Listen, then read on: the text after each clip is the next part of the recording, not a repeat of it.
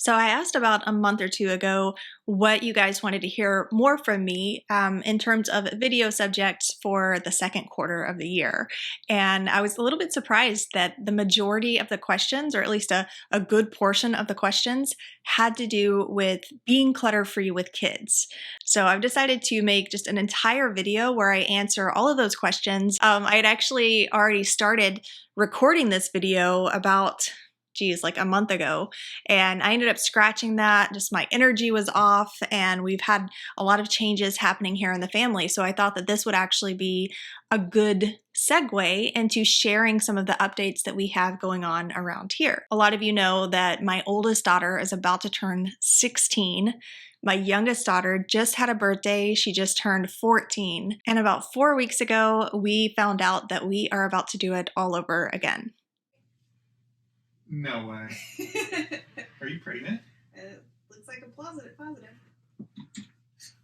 Spotting, like, we gotta get another test. We gotta get another downstairs. Test. Boo! Are you gonna be allowed to fly?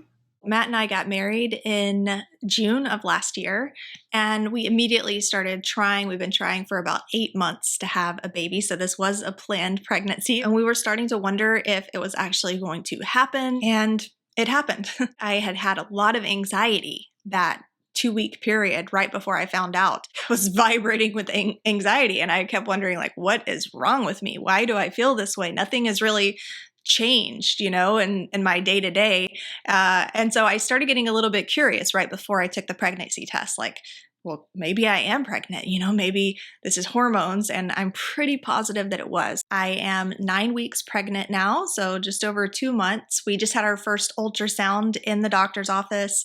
It's still really early on, so you can't see a whole lot. The heart rate is great. Obviously, we don't know the sex or anything yet. We should know the gender in the next 4 or so weeks. Last week, I did a video on feeling uninspired and exhausted, and that was definitely, I feel like, the result of the way that I'd been feeling about working and getting things done in the state of just fatigue and queasiness that I've been feeling. I've definitely had the queasiness. I wouldn't say morning sickness because I haven't actually thrown up, but every day is another queasy day so far.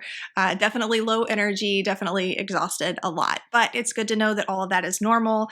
Also had a lot of shortness of breath, which we had checked out, and it turns out that that is normal too.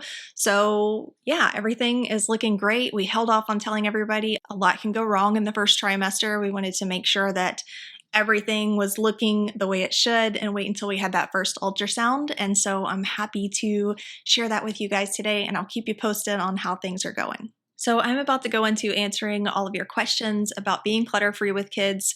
But first, if you're new here, then welcome. My name is Danielle, and I chat all about holistic and clutter-free spaces. So if that's something you're into, be sure to click subscribe and turn on those notifications. I release new videos every Tuesday.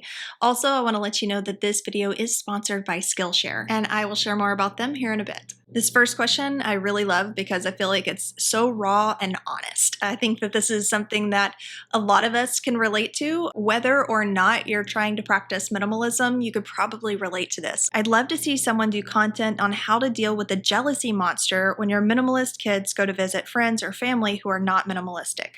I have a 3- and 4-year-old who come home feeling like they have nothing compared to others. When they are home and not out visiting people, they are content. I do like that you added at the end that when they're home and they're not around other people, they're content, because I think that that is really key. It indicates that they do have the things that they need in order to actually fill their days and to make them happy when they're content at home, because kids will very easily let you know when they need more stimulation or when they need more things to do or to occupy themselves. If they're content when they're at home, then you're probably doing an amazing job of making sure that they have the things that they need. Anybody who has had kids has experienced jealousy, whether it's among the kids or even sometimes among the parents. I remember when I was growing up, I used to come home just feeling sad and depressed every time I would come back from visiting relatives, because, I would visit my grandparents and they would shower me with different gifts and take me out to eat dinner and we'd go to the theaters, and it was like, always an event when I would go to visit family members. And so I would come back home. We lived in a really small town, not a whole lot happening. And every time I would come back home, I would have just this kind of down demeanor, and it really upset my mom. Like, I remember that. I felt bad for her because I could tell that she would get really upset whenever I would come home and seem so unhappy with where I was. After like a day or two, I would get back into my mojo of where I was, and everything was great. And I don't think that I had anything that I was lacking growing up. Kids especially are going to want things that they don't have. And a lot of times, once they do have them, they don't even want them anymore. I've definitely bought my kids the really cool, expensive robotic dogs and cats and, things that they really, really, really wanted. For months, they really wanted. And then as soon as they got it, it was like, okay, that's cool. Play with it for, a couple of times, and then that's it. While it is frustrating, it is something that we all kind of have to work through emotionally on our own as being a byproduct of being a parent, and kids always kind of wanting what they don't have naturally. I used to nanny actually for some kids that were living in a really affluent area. So these kids had a lot of stuff. They had nice houses, they had things. And still, even within that community of kids, if one of the kids got something like a new Switch or something that the other kids didn't have, they still wanted it. It wasn't because they were deprived of things at home. So for me, whenever I've had this come up with my kids, and it has come up not even with stuff sometimes, but with like, my girls going and staying over at friends' houses, and they go out to eat all the time, or they go, spend money doing all of these different things that we just don't really do. We cook food from home a lot, they don't get everything that they ask for. Gotta catch my breath. And of course, whenever they go out and do that, they come home and they're bragging about the delicious food that they had and the really cool new Persian restaurant that they went to, or, like all of the details and stuff. But for me personally, like, because I had that experience when I was a kid, and I kind of just understand what it feels like to be on the other side of that. I know that they're not lacking anything. I know that they're happy where they are. I just let it slide off pretty easily, just because of that experience. And even though I obviously want them to be happy and want them to feel like they have the best life ever, I never feel the need to change our lifestyle or to change the way that I'm raising my kids, because I know from experience time after time that having everything is not going to make them happier. I know that it's not going to enrich their lives or make them any happier as human beings than they already are. And so I always like to come back to the benefits of living a clutter-free life with kids, or even living a minimalist life with kids. There's a big spectrum and different people choose to do it differently, but I think that at the core of it, not having so much excess has a lot of benefits, especially when it comes to kids. The next question is decluttering kids' elementary aged items when they won't let go and are collectors. So I can relate to this. My youngest was definitely a collector. She was one of the ones who would be walking home from school, and she would walk home with a collection of rocks and sticks and just random things that they would come inside with. And that's okay. I wasn't crazy about it, but it was a part of our lives that we just went through, and it passed, and that was okay.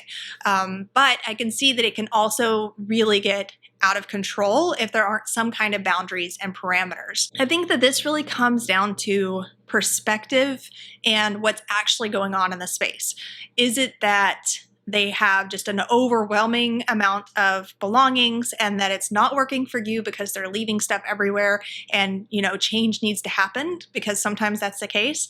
And when it is, then you're the parent. Boundaries should definitely be established, right? I think that the easiest way to go about that is using spatial constraints and saying, you know what, you can have this giant box area and anything that fits in that is all yours. That's great. But if it doesn't fit in the box, then we're going to have to let it go, unfortunately, and then kind of work with them to deciding what's going to fit in the box and what's not. At least then things are able to be contained. But I also have some personal experience with just particular items that bothered me, that I wanted my kid to let go of, that I just had to make peace with. My youngest daughter had, the one who's a collector and got really attached to her belongings. She had this purple puffy jacket that she was crazy about. She lived in this jacket. She would go to sleep in the jacket. She would play outside in the jacket and, play outside in the dirt. And it started looking more brown than actually purple. My goal in life was to get her to get rid of that jacket. And every time we would go to the store, I would pull out other jackets that were way cuter and way cozier. And I would start talking them up and be like, ooh, this one is really soft on the inside and it's purple too, but it looks like a newer purple. Anyway, she wasn't having any of it. And so eventually I just had to let it go, right? I could have forced her out of it. It could have been a miserable experience for both of us, but I decided that winter doesn't last forever, right? Summer was just around the corner. She would stop wearing the jacket when it got hot. And the next year, it probably wasn't going to fit her anyway. And that's exactly what happened. After a month or two, she stopped wearing the jacket because it was summer. And then by the next winter, we were able to get her a new jacket. Problem solved. So there are some times when you can just let things go and make things a lot easier on both of you. But it really just depends on the state that you're talking about. And there may be a little bit of both that happens, right? Like a little bit of you making peace with some things and also setting boundaries for some of their other things. But I totally feel you on the collectors. The good news is that doesn't last forever. Next question. Have you done anything on minimal toys? What are the most useful, versatile, worthwhile toys to have, and what are just creating clutter? I know this can be different for each household, but I find when a video focuses on a subject of interest, I'm always able to take away a few useful tips. I would love some ideas and tips in this area. It is very different from household to household, and I think I upset one person once because I said that the Barbies and all of the little Barbie accessories and all the Barbie clothes and stuff, that's too much sometimes. It's not necessary. And for my kids, that always ended up being clutter. There may be some kids who really do use all of the little things, and maybe they really do dress up their dolls regularly, and it doesn't end up being shoved away. But that wasn't the case for us. For us, any of the plastic dolls with all the plastic accessories and the little clothing items just did not pan out. Another thing that really didn't pan out for us, and keeping in mind that I had girls, not boys, was all of the Nerf guns. I feel like they had so many Nerf guns with different little styrofoam shooters and stuff. And I know I've seen some kids that love Nerf guns. My kids definitely did not get the full benefit out of them, nor would I have really wanted them to. Like, looking back, having 2 toddlers and then 2 elementary school kids running around, I don't want them shooting each other with Nerf guns all over the house. That sounds like a stressful situation. So I'm glad that they didn't really get into that. But that was one thing that I can remember. And then McDonald's, the Happy Meals, and that's a difficult one too, because it's trash. And yet if they get a Happy Meal and they open the toy, you don't want to be like, yep, that, and then immediately take it and trash it. So you feel like you have to give it a little bit of a grace period and then go scoop it up. But they almost always end up being just trash. So I personally try to steer away from the noisemakers, the hard plastic things that, aside from Legos I think are awesome, but just like the odd shaped plastic things that are supposed to serve one purpose. I feel like more often than not, those end up just being cluttered items. I'm obviously, with this new baby, we're going to be going through all of those stages again, so I'll be getting more ideas as we go along. I foresee myself probably having a lot of squishy, stuffy type things probably, and then some of the wood blocks and wood learning play type of toys as far as from the baby and toddler age. That's what I'm envisioning for the space. So I'll let you know. I remember though, when my kids were little, the simpler, the better. Like, they would just as soon sit on the floor with pots and pans and a big spoon when they were really young than to play with the really expensive, fancy, like Tickle Me Elmo thing. I thought that it was the coolest. The Tickle Me Elbow and the bouncing Tigger. I had a Tigger that bounced on its tail, and I thought that it was awesome. Terrified my oldest when she was a toddler.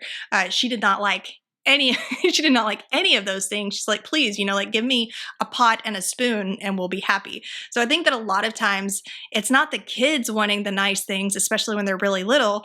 It's that we think that they're going to like it. Or, we're thinking with our more advanced brains of all of these technological and cool things that we would enjoy playing with, more than a pot.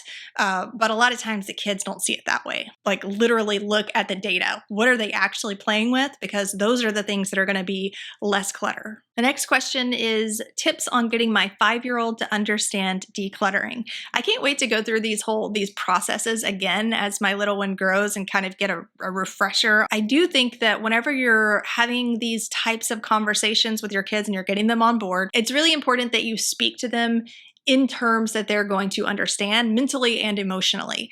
So if you're telling them, well, we need to have more space and peace and these things are too loud and they're taking up too much room, I mean, the kid's probably not really going to be able to relate much to that. They don't see it that way. They don't understand why that's a problem.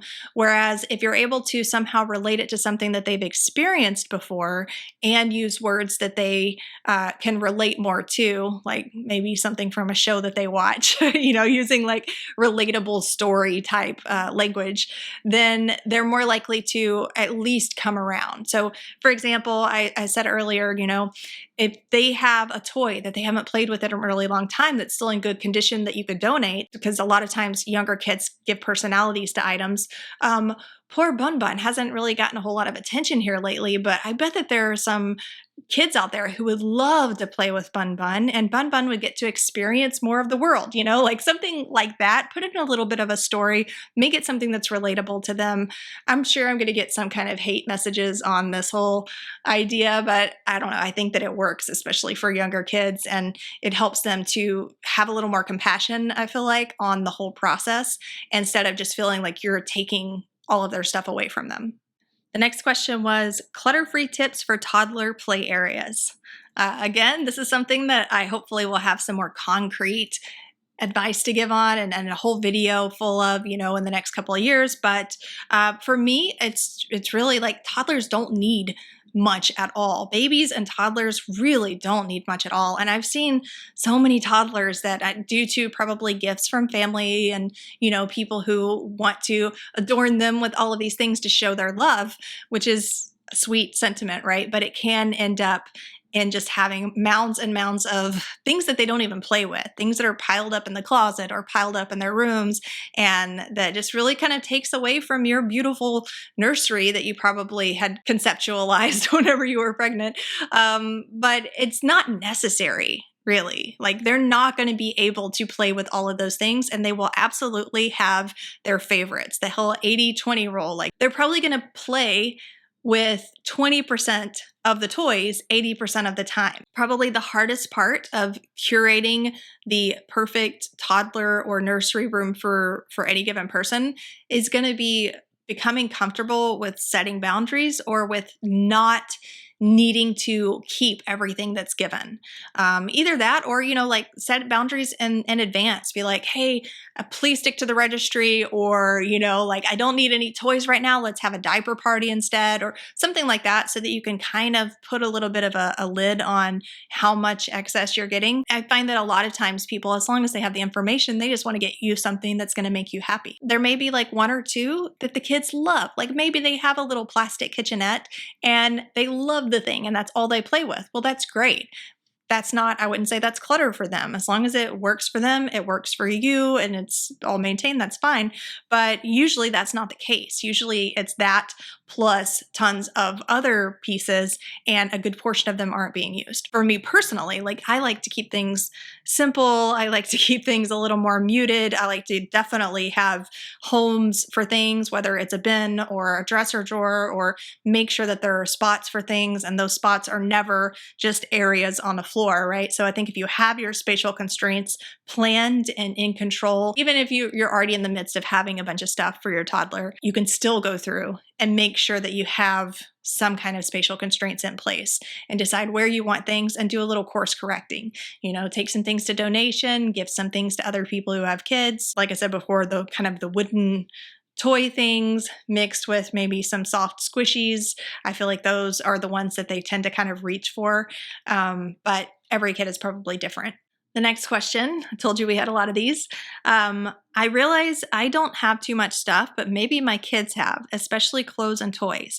I don't really know how to deal with that because most of these things are presents from family and friends. I think that one of the biggest mindsets that we all have to overcome in order to have the space that we want and really just to kind of have the lives that we want is setting boundaries and being okay with disappointing.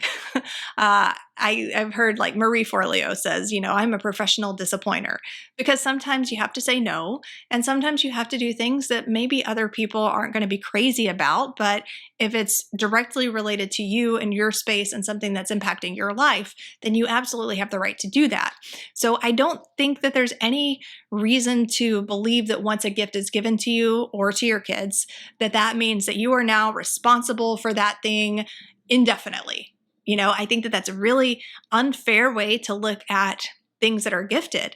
And to me, I think that most of my family and the people who know me know that I feel this way. Once a gift is given to you or to your kids, that thing no longer belongs to the gift giver. Now it belongs to the gift receiver to do with as they see fit, right?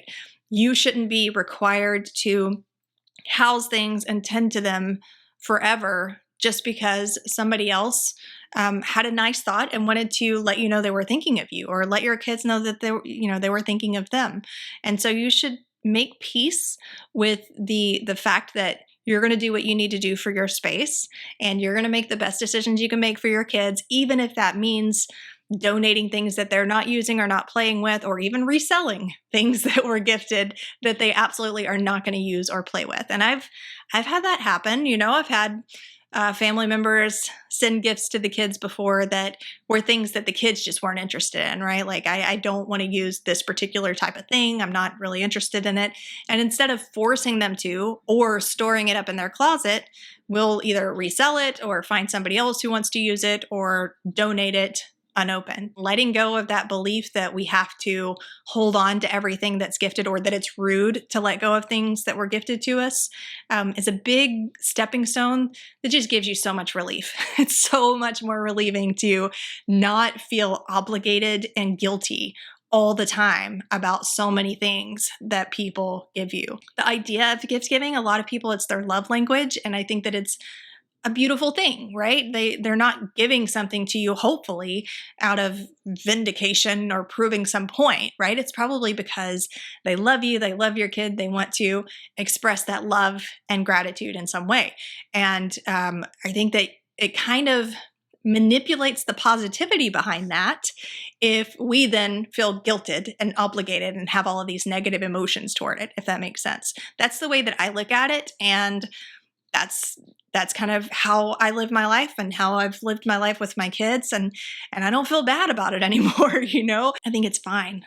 Before I dive into the next question, this video is sponsored by Skillshare. I am a lifelong learner. I feel best when I'm learning and growing. And what I love about Skillshare is that there are so many subjects in one place, from entrepreneurship and video editing to interior design and self-care and just so much more. You can find classes that will match your goals and interests. If you have a specific skill that you're trying to learn, Skillshare is the perfect place to start. I took Michelle B's course on designing the life you want, 4 exercises for clarity and motivation. I was actually able to narrow down my top values from a giant list and was pretty surprised with my top 5. So mine were persistence, optimism, reliability, vitality, and flexibility. And I can assure you, had I done that blindly, I would never have come up with some of those words. Right now, I'm halfway through Emily Henderson's Style Your Space, Creative Tips and Techniques for Interior Design. The first 1,000 people to use the link or my code Danielle will get a 1-month free trial of Skillshare.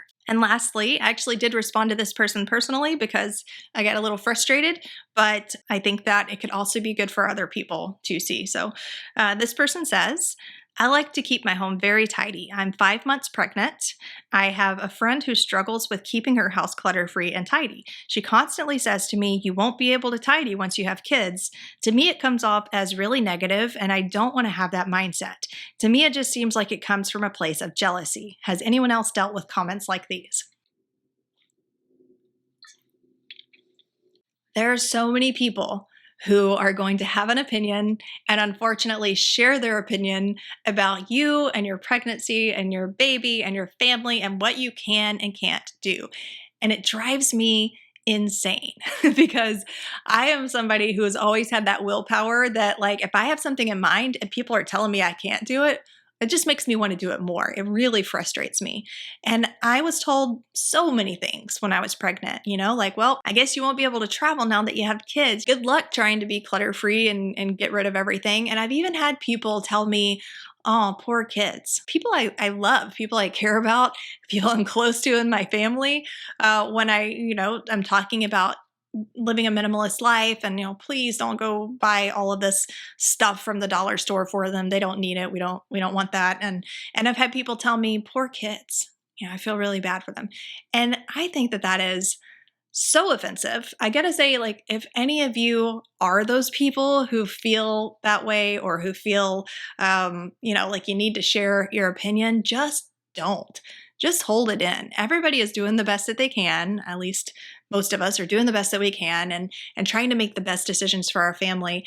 And I don't think that there is anything more offensive that I can think of and just annoying and in bad taste, really, than telling somebody, poor kids. There are just so many things that people put limits and barriers on themselves for. And so it makes them feel bad, I think, when somebody else does do it, if that makes sense. Like, I can't keep the house clean. There's stuff all over the place, but I've explained this away by saying, well, it's not possible because I have these kids. So now if somebody else does manage to do that and to keep a more peaceful space and they have kids, well, what does that mean about my reality? So I think that there's a lot of like behind the scenes that goes on there. But nonetheless, it's still really frustrating. The idea of saying, you can't do this, or good luck doing this when you have something, when you have kids, good luck trying to keep your space together, or good luck having nice things. I think that it's just a limiting belief and mindset on their part, maybe some jealousy built in, like the person in the question suggested. The most important thing is that it's not true. And you don't even have to say anything. You can if you want. I sometimes have trouble keeping my mouth closed, but even if you don't say anything, just don't let it influence your actions and your decisions. Those are all of the questions that I have. I am looking forward to seeing what you have to share down in the comments. I'll catch you next week.